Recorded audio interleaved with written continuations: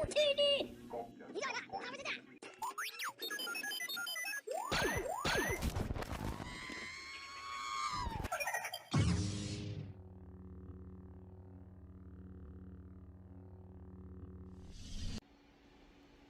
everybody.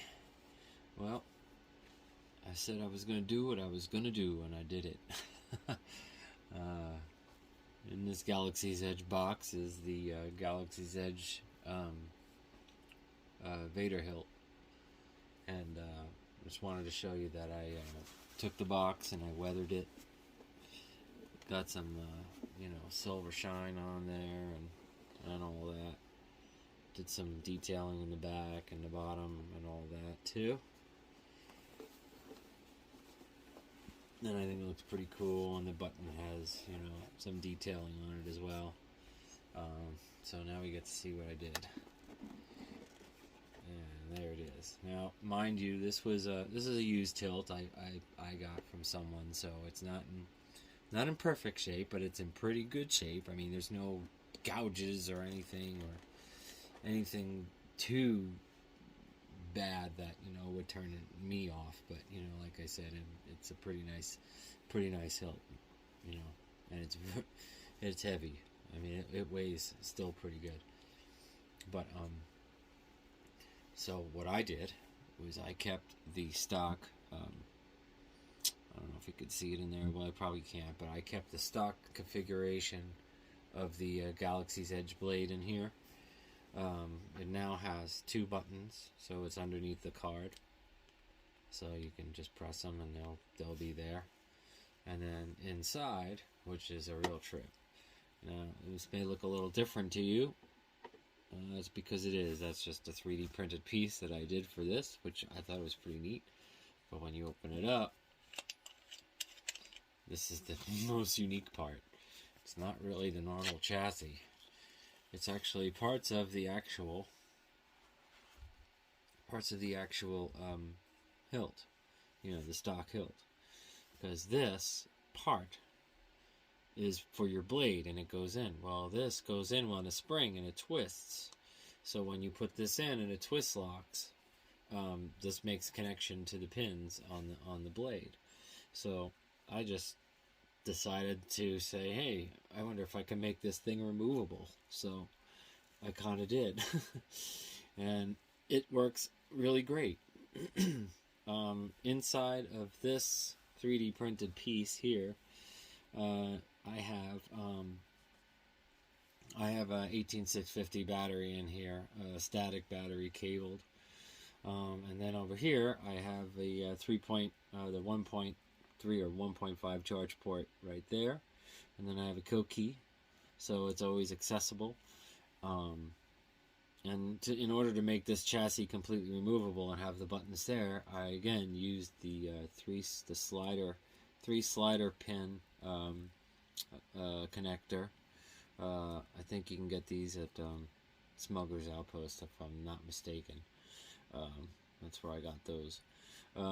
So yeah, but this is really cool, and I just did a little weathering and detailing, a little silver on things, and this is a real cool part, because this is the lock that goes into the hilt so that you can't twist this out and these buttons won't short out. So it's almost like a lock. But the one thing, and it also has a 28mm speaker in the back too. And this is also a 3D printed case so that I can fit everything and connect everything. So this is now one solid piece. And to get to the board, it's just these 4 little screws, and you open up the cover and you can access the board, and this part breaks away so you can get to the SD card, which I thought was pretty neat. I don't want to take it apart right now, but I'll probably do another video if somebody wants to see the inside of it. But it's really easy. I just made a little bracket in here, and then I slid the Profi board inside, so it's like on a pedestal. And then inside here, I said, well, these holes are not being used for anything. I may still put something in this hole, but I just put 2 accent pixel LEDs right here. And then when you turn it on, Obi-Wan is here. The Force is with him.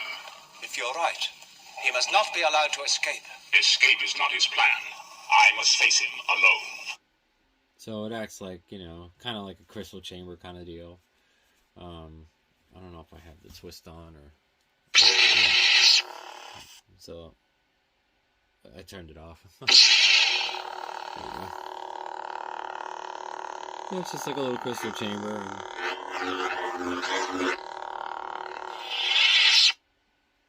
So that's what I did for that. And then...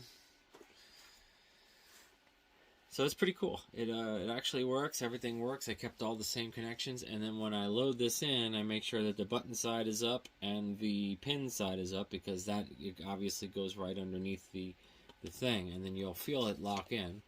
And it shouldn't make any contact as it goes in when it's on. And then I should just... Oh, I don't know if I turned it on. No. Obi-Wan is here. The Force is with him. You're right. He must not be allowed to escape. Escape is not his plan. I must face him alone. And then you can just turn it on.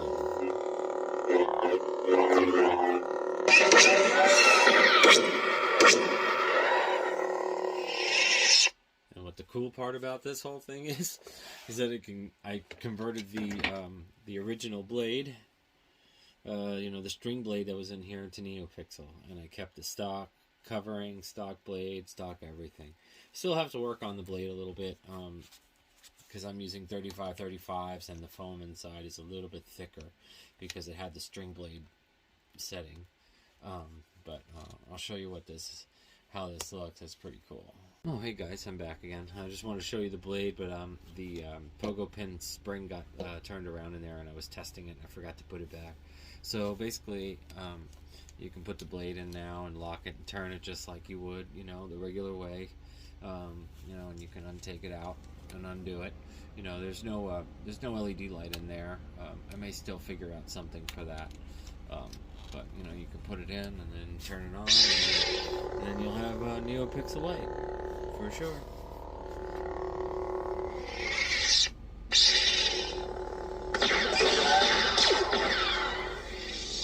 Which I thought was pretty cool. So, and everything is all NeoPixel in here. I'm just going to work on this blade a bit.